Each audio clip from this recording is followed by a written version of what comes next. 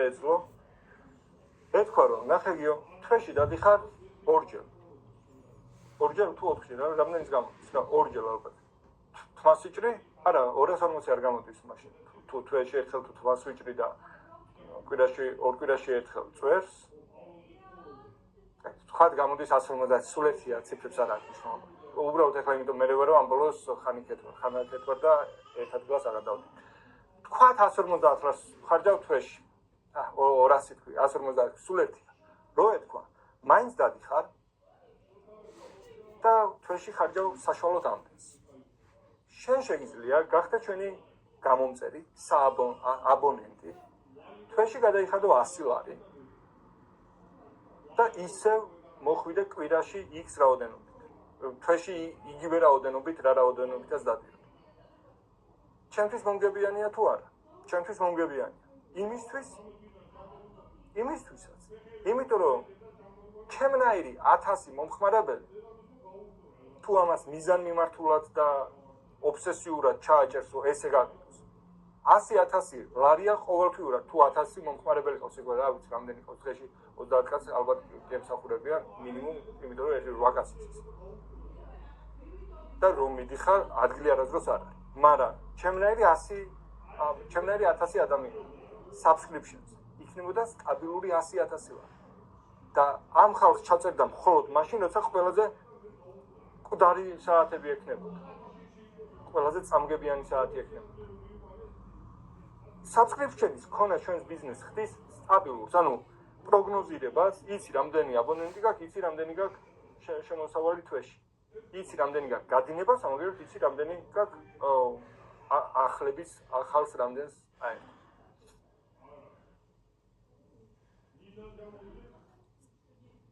კიდე ბევრი პლუსია, თუ კარგად დააკვირდებით subscription-ზე, ანუ სააბონენტო შეთავაზებაზე შეიძლება გადაიყვანო თითქმის ნებისმიერი ბიზნესი კუბოების გარდა. იმიტომ რომ კუბო ერთხელ კიდე მეტი აღარ იქნება. მაგრამ დანარჩენი თმის შეჭრა, ფრჩხილის კეთება, იურიდიული მომსახურება თუ ადამიანს პერიოდულად და ხშირად ჭირდება თავის საქმიანობაში. ბუღალტრული მომსახურება, კიდე რა. ბალახის კრეჭა, არ ვიცი, კიდე რა, მანქანის რეცხვა. კიდე? პლუსი აქვს ის, რომ ერთხელ subscriptions ერთხელ ყიდი და იმისთვის რომ ყოველ თვე ფული შემოგივიდეს, ყოველ თვე აღარ ყიდი, ერთხელ რომ გაყიდე, აღარ იხარჯება რესურსი ხელახლა შეთავაზებაზე, ხელახლა მოზიდვაზე, ხელახლა ჩახურვაზე, ხელახლა შეხმიანებაზე, ერთხელ რო იყიდა აგრძელებს გადახდეს. რაც გაყიდვის რა მეთოდები არსებობს? იძულებითი სააბონენტო, შეჩვევითი სისტემა და ავტომატიზებული ვებინარი. ავტომატიზებული ვებინარი კაი, ყველაზე მარტივი ასახსნელია. თუმცა, ძალიან საინტერესოა, რაც გულისხმობს იძულებითი. ნახე? მაგალითად, შენ კიდე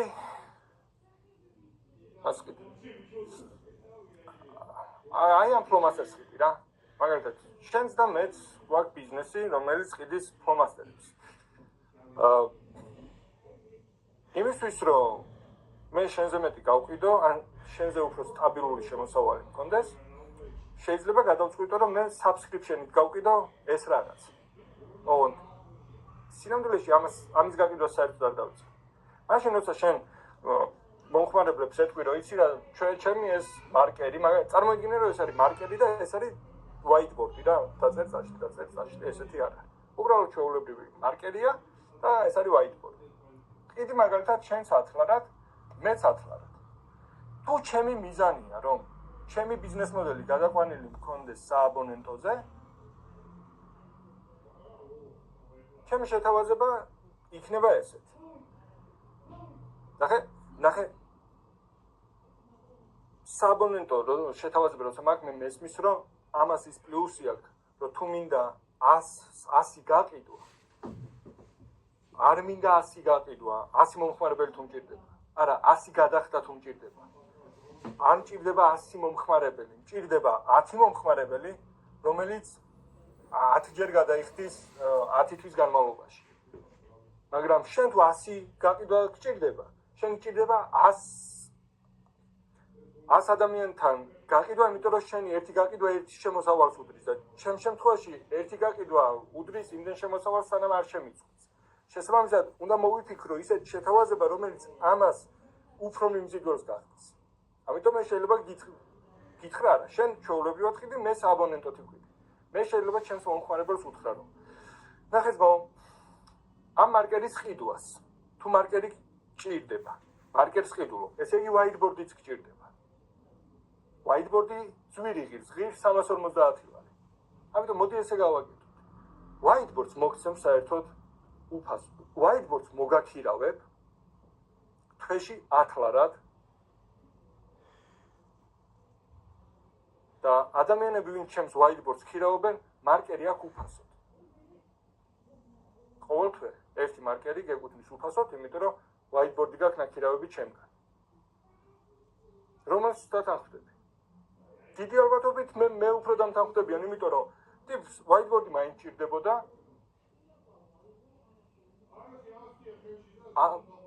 და უარესი კიდე. და თან პირველ თვე უფასოდ. შენგან ტიპი ყიდულობს ამას, იმისთვის რომ კიდე იყიდოს, არ უნდა მოხდეს შენთან, ან კაცმა ერთის ვიღაცა სხვისგან უნდა იყიდოს, შენ რო გაყიდო, კიდე უნდა ნახო ესეთი ტიპი, რომელიც კიდე ერთხელ 10 ლარს გადაგიხდის ამ რაღაცაში. მე მირჩევნია ვნახო 10 ადამიანი, რომელსაც ამ შეთავაზებას გაუკეთებ და მშვიდად ვარო ეს 10 ადამიანი ყოველ მომდევნო თვეს მიხდის 10 ლარს და თუ არ გადამიხდის, ამ დაფასაც წამოვიღებს სახში და რავი, სხვას მივაქირავ.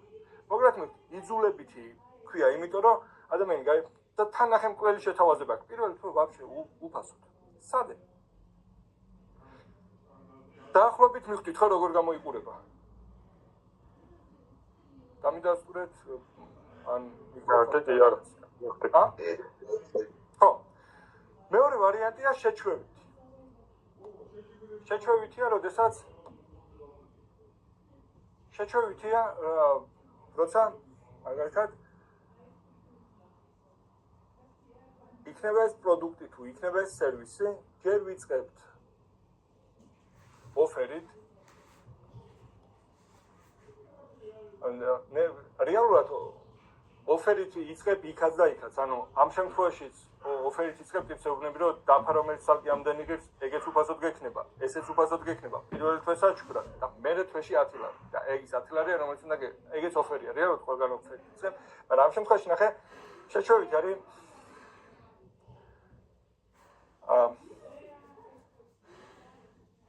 გაქვს რაღაცა პროდუქტი და ტიპსეუბნები, რომ აფრიკაში გააკეთა ნესტლე.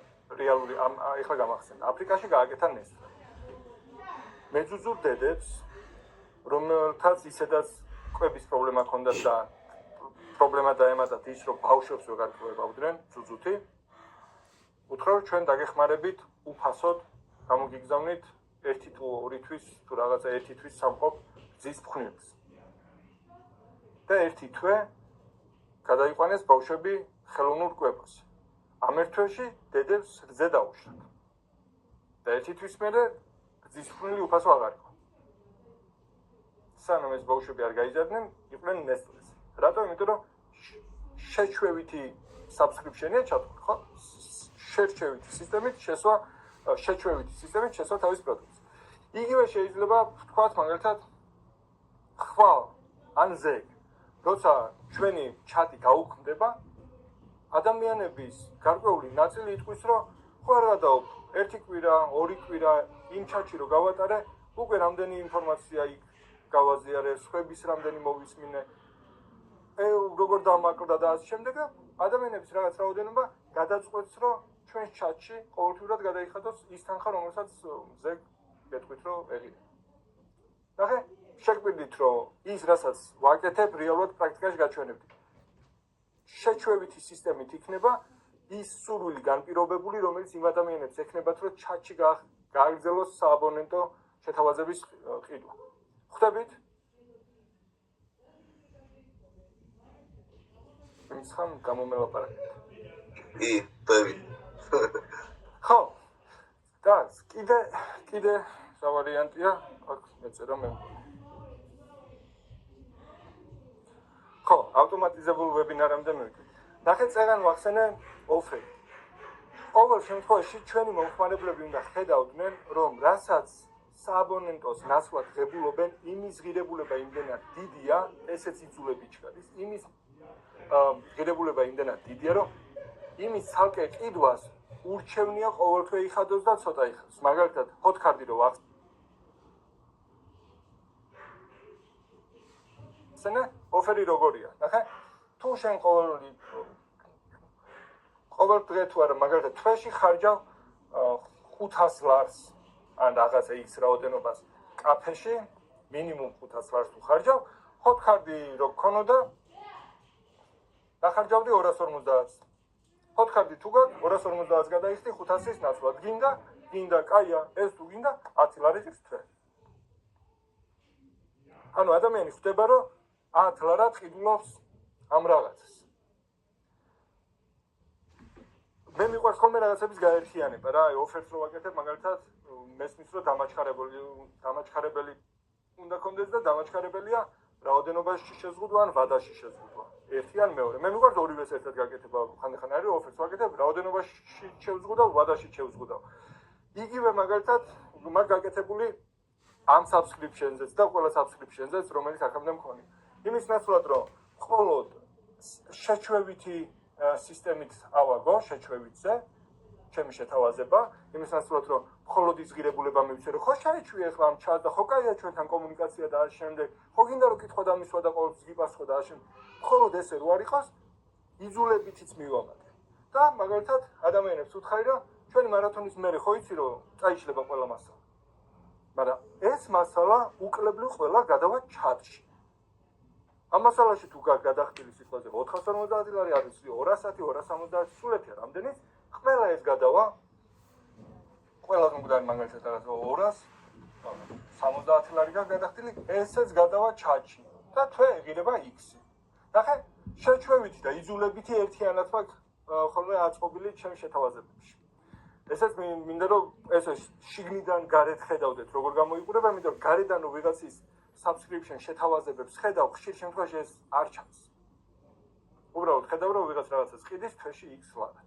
ხო არ დაგიმუგამებიათ რომ შიგნიდან ესე იგეგმება. ერთ-ერთი გაკიდვის ერთ-ერთი ფორმა შეიძლება იყოს მარათონე ვებინარი. უბრალოდ ნახე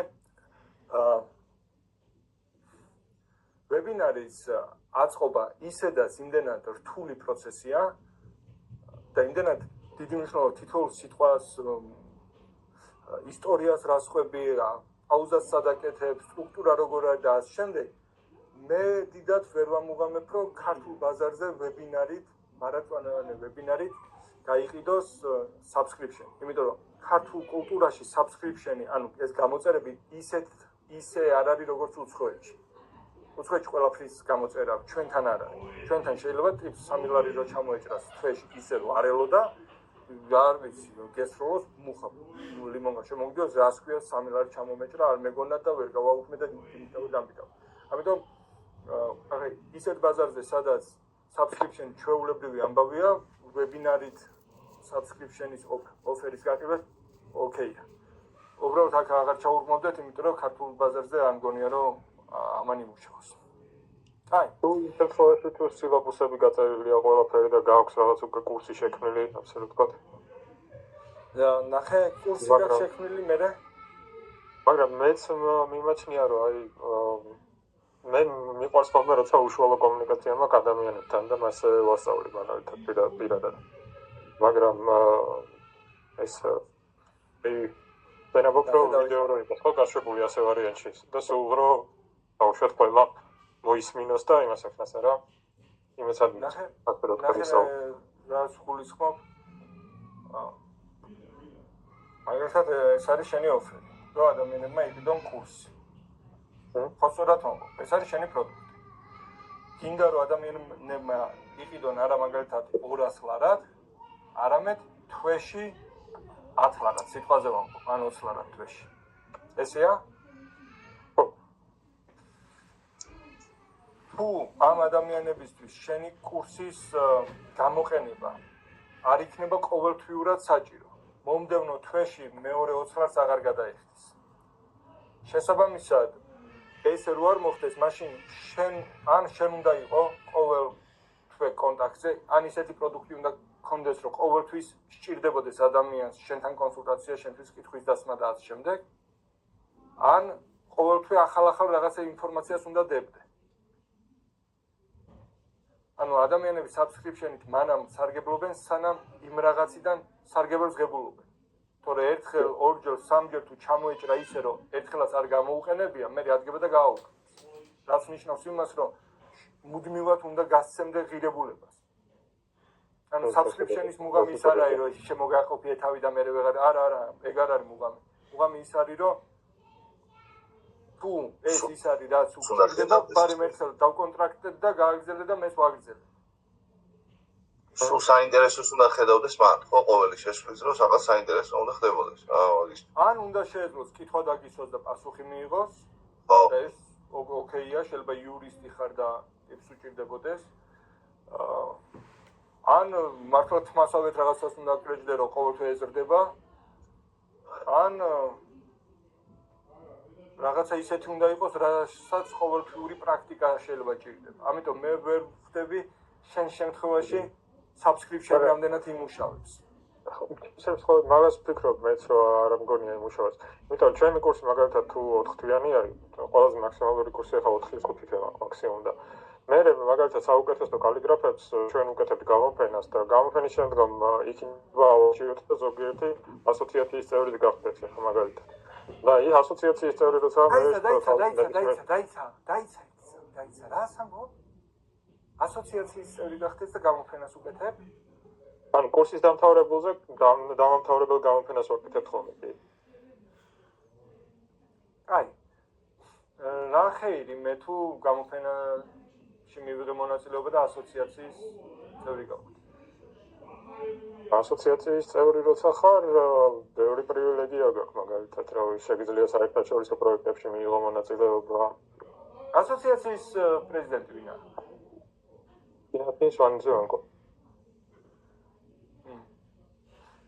მე ვიცე-პრეზიდენტი ვარ. და გააკეთე ასოციაციის წევრობა subscription-ს. ამას პრივილეგიები აღას ვერ მოი. მაგრამ მეგრე პირდაპირია. აი, მაშინ მეორე რაღაცა გააკეთეს, ნახე. მაგალითად, ამას წინათ ვფიქრობდი.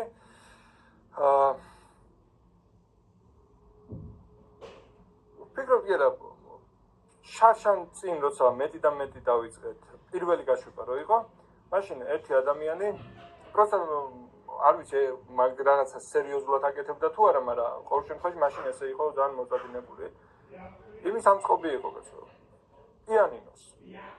და მის მთავარი პრობლემა იყო ის, რომ პიანინოს ამწყობი როცა ხარ, თუ პიანინოს არ ააწყობ, ფული აღარ გექნება. მაგრამ თუ ადამიანებს ასწავლი პიანინო როგორ ააწყონ და ამის სერტიფიცირებას მოაქვს სერტიფიცირებული პიანინოს ცნობილი ტიპია თან ისე მუსიკოსი, მაგარი სმენა, დემბიტაური და ამიტომ ყველა იცნობს. შესაბამისად თუ ეს ადამიანი გააკეთებდა ადამიანებს ეთქოდა რომ მე გასწავლით პიანინოს აწყობას და თვითონ კი აღარ გააგრძელებდა პიანინოს აწყობას. შექმნიდა lead generator-ს, რომელშიც ეს არის lead generator-ი რა. ეს აგენერებს თვეში მაგალითად 1000 სურვილს. ვისაც უნდა პიანინოს აწყობა, თუ ეგეთ ხოჩიანი ახლა 2 წლის წინ კიდე რაღაცა ხოჩი იყო რა. ეხლა არ ვიცი უბრალოდ როგორ შეიძლება ეხლაც. თუ ეს ადამიანი თავის მოსწავლეებს ეთყოდა რომ თუ გინდათ იყოთ იმ არხზე, სადაც მე ვაზიარებ ლიდებს, სადაც მე ჩავასხამ ლიდებს. თუ გინდათ იყოთ იმ არხზე, სადაც გამზადებულ შეკვეთებს ნახავთ, ვისაც უნდა პიანინოს აწყობა ჩემი სერტიფიცირებული მოსწავლეებისგან, ანუ ვიზეს მე ვიქნები პასუხისმგებელი. ესე ჩატში ყოფნა თვეში ღირს 50 ლარი, რავი, 15 ლარი. მიხდი რას ვამბობ? თუ შენ ადამიანებს ასწავლი ისეთ რაღაცას, რითიც შეუძლიათ რა ან დამატებით გამოიმუშაონ, ან ის პრივილეგიები მიიღონ, რაც წერან თქვი, ან გამოფენაში მიიღონ მონაწილეობა, ან ასოციაციის წევრი გახდნენ ან რაც შე.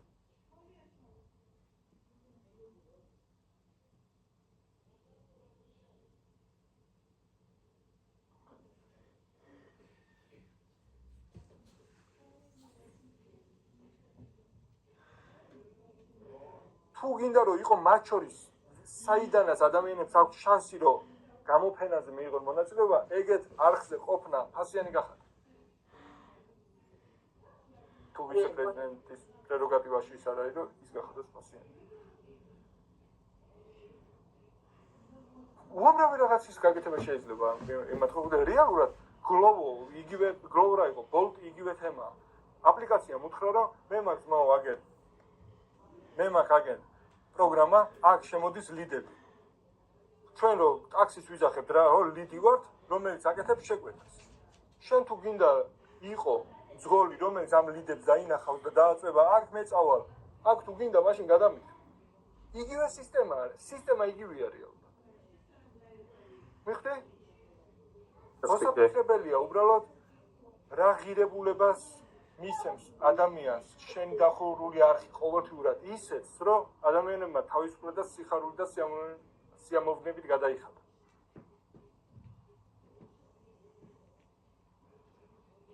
კაი, თუ მეტი კითხვა არ გაქვს გავაგზავნე. კი. გაქვთ.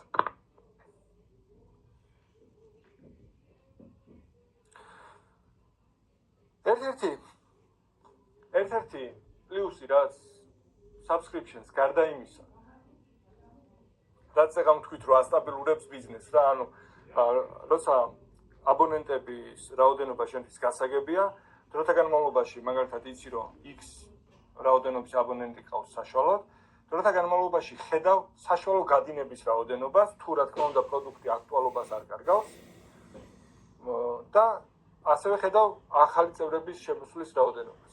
მაგალითად ჩემს არხებზე ზუსტად ვიცი რამდენ ხანში ხდება რაღაც არხი, მე ვაერთიანებთ, რატო? იმიტომ რომ დაიკლებს ხალხი, მოკლედ ხდება რა.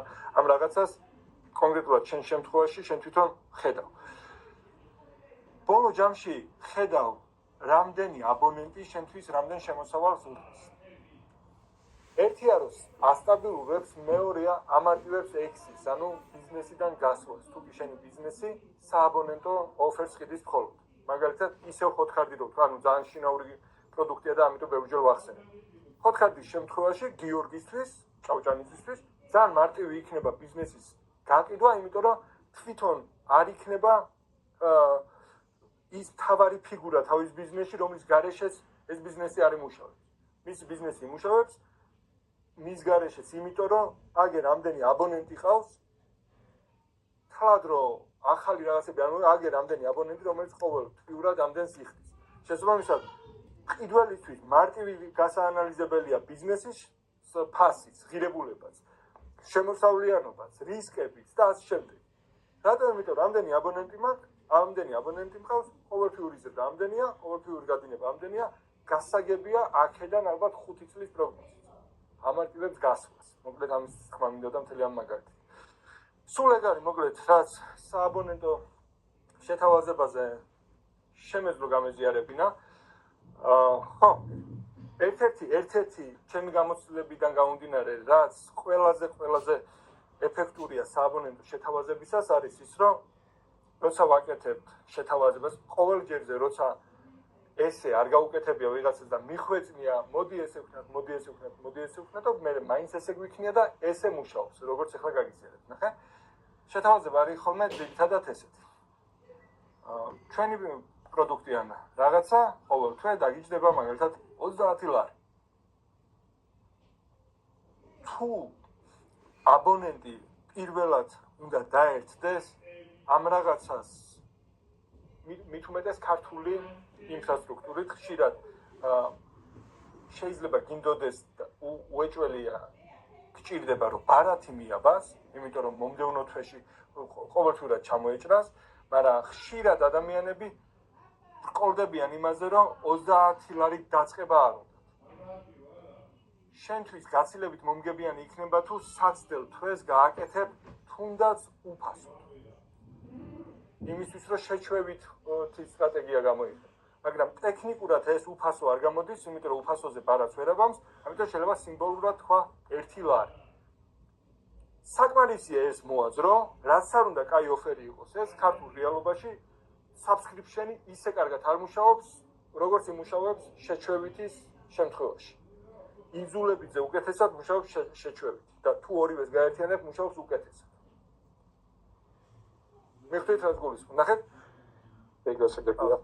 ხო, მე რომ მეთქვა ახლა რომ იცი რა ჩვენს არხზე მაგალითად ის მასალა იქნება რომელიც ცალკე 270 ლარიდან იწყება და ადის 630 ლარზე, ეგ იქნება და თან კითხვა შეგიძლია დამისვა და გიპასუხებ ყოველთვის და ესეთ კითხვა პასუხში რამდენი 1000 ვგებულობ და ბიზნესთან ვადარებ კონსულტაციას, ეგ რომ მეთქვა გაცილებით ნაკლები ადამიანი იყიდა ვიდრე მაშინ, როცა დავიწყეთ უფასოდ, იმიტომ რომ სხვა მიზნით ვიყავით, შევეშვიეთ ერთმანეთს, ერთმანეთს ისე ვიცნობთ, მგონია რომ ბავშვობიდან აქ ვარ და როცა უკვე გადადის ფასიანზე უკვე შეჩვევით. შეჩვეული ადამიანი. მოკლედ მიხდი.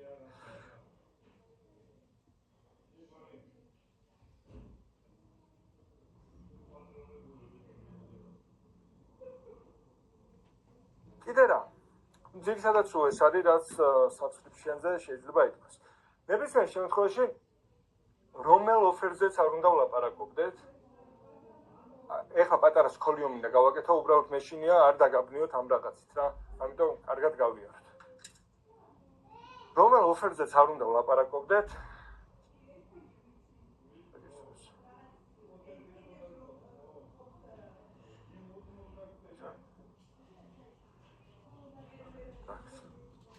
ძალიან საინტერესოა ყველაფერი.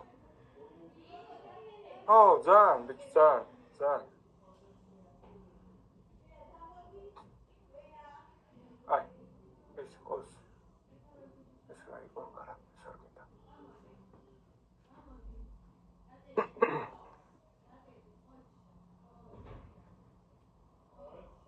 აი ეს უზომარდათ რა. ეს სლაიდი. აქ გქონდა ეს არის ძირითადი პროდუქტი მაგალითად, ხო, ერთი პროდუქტი, ძირითადი პროდუქტი, მეორე პრემიუმ პროდუქტი და მესამე არის სააბონენტო რა. აქ კიდე ერთი პროდუქტი, ანუ ფასიანი შეთავაზება სულ შეიძლება იყოს სააბონენტო. სამი პროდუქტი გვაქვს ჩათვალეთ რა. ეს არ მინდა? აი კაცო. ესეც წავშალოთ. წარმოიდგინე რომ სამი ტიპის პროდუქტი აქვს. თითოეულ ეტაპზე ყოფნის დროს ადამიანისთვის გასაგები არ არის რომ შენ ამ პროდუქტის გარდა სხვა პროდუქტიც გაქვს. ანუ ის რომ ამ რაღაცა პროდუქტის გარდა კიდე პრემიუმი მაქვს, შეიძლება ყოველთვის არ იყოს გასაგები. შესაბამისად, თითოეული თუნდაც ძირითადი პროდუქტის შეთავაზებას როცა ვაკეთებ, იმ შეთავაზებებშიც ვცდილობ რომ 2 ან 3 შეთავაზება მაინც გავაკეთო. იგივე მაგალითს მოვყვან, ნახე, მეტი და მეტის ღონისძიებაზე არის 3 შეთავაზება, მეტი და მეტი. როცა სტანდარტულად ტარდება, რა ეხლა ეს ძალიან არასტანდარტულად ტარდება, მაგრამ ნახე როგორი 3 შეთავაზება. არის სოლო, რომელიც ღირს 210 ლარი, მე მგონი არ ხო 210. არის პრემიუმი. ნახე, მეტი და მეტი ხო თვითონ ძირითადი პროდუქტია. მაგრამ ამ პროდუქტს 3 შეთავაზებას ვუყენებ. არის პრემიუმი, რომელიც 630 ღირს და არის VIP, რომელიც პლუს 1500 ღირს 630-ზე, 2130 ღირს VIP და ნახე რა სხვაობები. სოლოს ვეუბნები რომ ესწრება მხოლოდ 5 ლაივ შეხვედრას. პრემიუმს შეუძლია დაესწროს კითხვა-პასუხის სესიასაც 5-ს. და VIP-ს შეუძლია რომ კითხვა-პასუხის სესიაზე იყოს ერთ-ერთი ვინც კითხვას დასვამს. პრემიუმს არ შეუძლია კითხვის დასვა, უბრალოდ არის სივრცეში, სადაც სხვა რო კითხვა სვამს და მე ვპასუხობ, თვითონ ისმის. და ეგეც ძალიან მაგარია დამეთანხმებით, ვინც სხვების დასმულ კითხვა-პასუხს უსმენდით, ხო ესეა? მაგრამ ჩემთვის თავარია რომ როგორ რაღაცა თქვით და ვერ ორი შეკითხვა იყო, რომელზეც მაგალითად და მოვისმინე და ანუ მან პირველად სწავლობ რა. ხო, როცა სხვების ჯგუფურ კითხვა-პასუხს უსმენ, ბევრად უფრო ნაყოფიერია, იმიტომ რომ ისეთი კითხვები იჩითება, რა კითხვაზე შენ არც გქონდა ნაფიქი და შესაბამისად იმ კითხვის პასუხს ვერ გამაზავდი ერთ-ერთზე რო ყოფილიყო რა, ამიტომ ჯგუფური ერთ ძალიან მაგარი. მაგრამ ნახე, მიზეზი რის გამოც ვცდილობ რომ თითოეულ პროდუქტზე რამდენი მინიმუმ 2 ან 3 შეთავაზება მქონდეს არის ის, რომ ადამიანი დავაყენო არა მინდა არ მინდა წინაშე, არ მინდა არჩევნის წინაშე. დავაყენოთ ჩემს სხვადასხვა ტიპმა არჩევანი გააკეთოს ჩემს სხვადასხვა შეთავაზებებს შორის. იმის ნაცვლად რომ ტიპს უთხრა ყავა უნდა თუ არა, მე მივშევნა ვკითხო ყავა უნდა თუ ჩაი. ხო ხოხტები ძალიან მარტივია, მაგრამ ზრდის კონვერსიას. მით უმეტეს გეხმარება იმაში, რომ ერთი პროდუქტიდან გაცილებით მეტი ღირებულება ამოიღო. მაგალითად, მეტი და მეტის როცა ვაკეთებდით, ოფერი იყო მხოლოდ ეს. 200 ლარიანი 5 ლარი შეხვედრა. მაგრამ მე რო ვნახეთ, რომ ადამიანებს ჰქონდათ კითხვები და მე მქონდა სურვილი რომ პასუხები გამეცა. ბიჭო, მოდი მაშინ კიდე 1 საათი მივაბათ და გავაკეთოთ კიდე ერთი ოფერი, პრემიუმი. მაგიტო გაკეთდა ვაფშე თავიდან, მაგიტო დავიწყეთ ჯერ ლექციით და მე კითხვით, იმიტომ რომ სულ თავიდან, ხო? ჯერ ლექცია ჩავატარეთ და მე გაიჩნდა კითხვები. და შემდეგ გაშვებაზე უკვე გავმიჯნეთ და ვთქვით, რომ ის რა 2 შეხვედრა იქნება, 1 ლექცია, 1 კითხვა-პასუხი. და შემდეგ ვთქვით, რომ ბიჭო, მოდი მაშინ ყველა მკერდასვას უბრალოდ ყველას უნდა კითხვა-პასუხის სესიაზე დასწრება, მაგრამ ყველა არ სვამდა კითხვას. კითხვას სვამდა მარტო ის, ვისაც არის რაღაცა ისეთი ბიზნესი ჰქონდა, უკვე შორს წასული, რაც პრობლემა ჰქონდა, გაჭედილი იყო და ასე შემდეგ. და მოდი მეთქი მაშინ, რა კი ესეთი კითხვები ისმევა. კითხვა-პასუხზე მხოლოდ 2 კატეგორია მოვიწვიოთ, ვისაც პრემიუმი ექნება ნაყიდი და პრემიუმიდან თუ ვინმეს მოუნდება, რომ თვითონ იყოს ერთ-ერთი, ვინც ასევე კითხვას დასვამს, მას მივცეთ საშუალება, რომ დაამატოს ფული და იღებს. იგივე გვაქვს ამ შემთხვევაში, პრემიუმის შეთავაზების შემთხვევაში, გვაქვს სულ 2 ვარიანტი ხოლმე.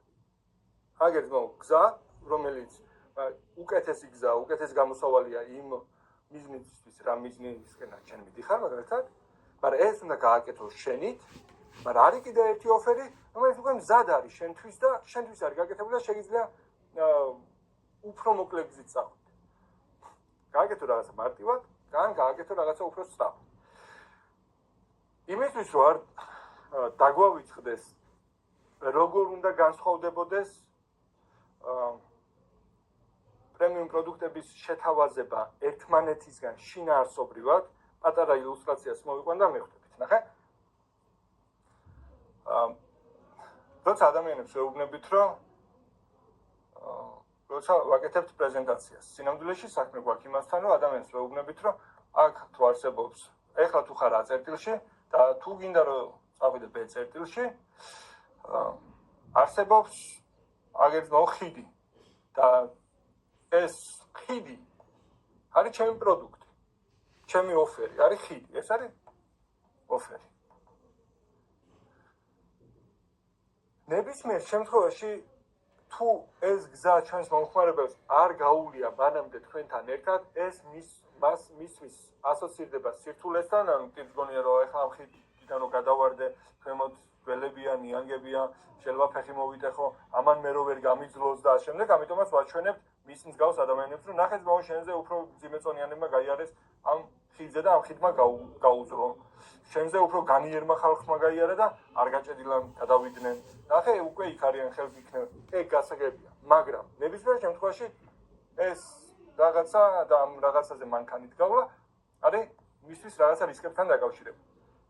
თუმცა ეს არის ოფერი. მაგრამ შეგვიძლია გავაჩინოთ კიდევ უფრო მაგარი ოფერი. ვაფშე გადაგაფრინცმაო. ეს ოფერს ქვია done for you. ამას ქვია do yourself. ოფერი მოგცემ წვდომას მაგალითად აი იგივე პრინციპით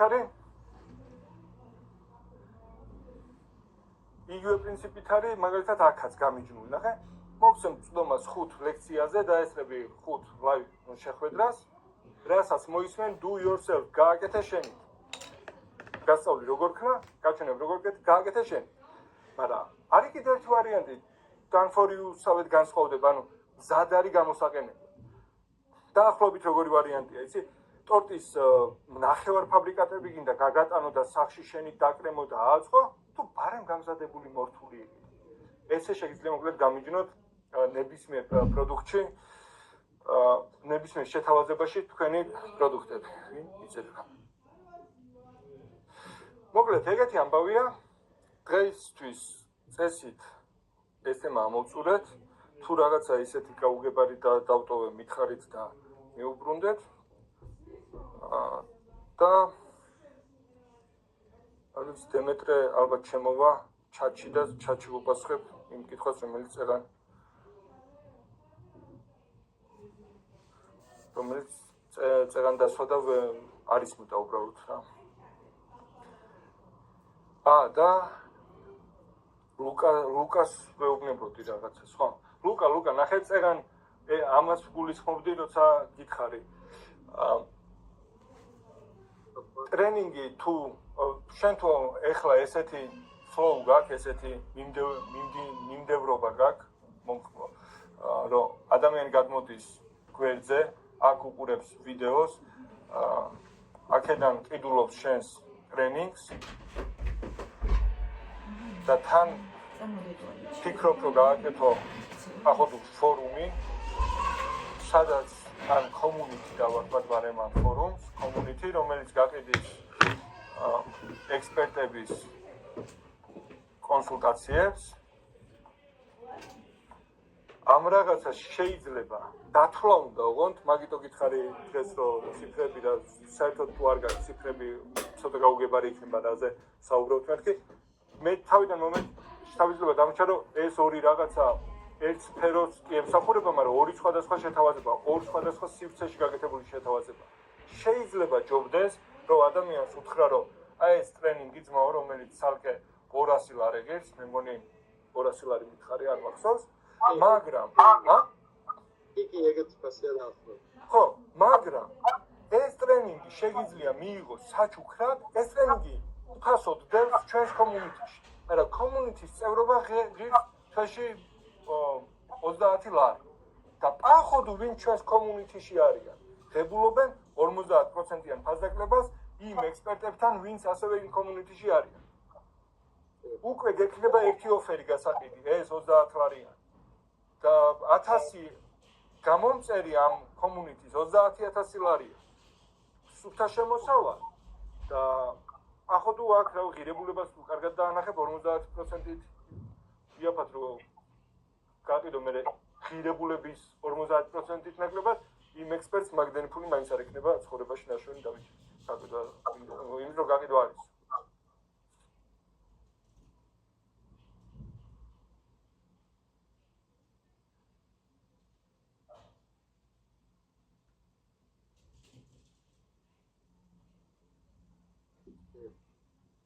მიხდერად გულისხმობ. იგი აი დაახლოებით ამ დაახლოებით ეგრე დავალაგებით. ხო რა გამარტივე, იმიტომ რომ ეხლა ორი სხვადასხვა რა და ამას უფრო ღირებულს გახდი, შენი ტრენინგის უფასოდ შეთავაზებით. ამ ოფერს უფრო ღირებულს გახდი, პახოდუ ამასაც აქ შეიყვან და ყველაზე მაგარი აქ იცი subscriptions ესეც. ადამიანები არ იყენებენ. დაახლოებით 30%-იანი გამოტოვება აქვს. ხშირ შემთხვევაში 40%-იანი გამოტოვებაც აქვს. ნახე რა გულისხმობ, მაგალითად, მე რო subscription-ით მართლა წვერის subscription-ი მეყიდა, რომ ყოველ თვეს შემიძლია იმდენჯერ ვიარო, რამდენჯერაც ისედაც დავდიოდი. 40% გაცდენა მექნებოდა. საშუალოდ ესე ჯდება. შეიძლება მე საერთოდ არ გამეცდინა, ვიღაცა საერთოდ არეულო ხო ხდები? ბოლო ჯამში სადღაც 30-40%-ზე ჯდება subscription-ზე გადახდა და არ მოხმარება. ეხლა მე მაგ გამოწერილი აპლიკაციები ბოლოს როდის გამოვიყენე არც ვიცი, მაგრამ მაინც არ ვაუბრებ, რომ რო დამჭირდეს იყოს. Zoom-ს ვიხდი, ცხოვრებაში არ გამომიყენებია მე მგონი. ხო, ეგეთი ამბავი. კაი, დაგემშვიდობებით. ხვალ გვაქვს ბოლო. მადლობა გიო. ეს მეტრა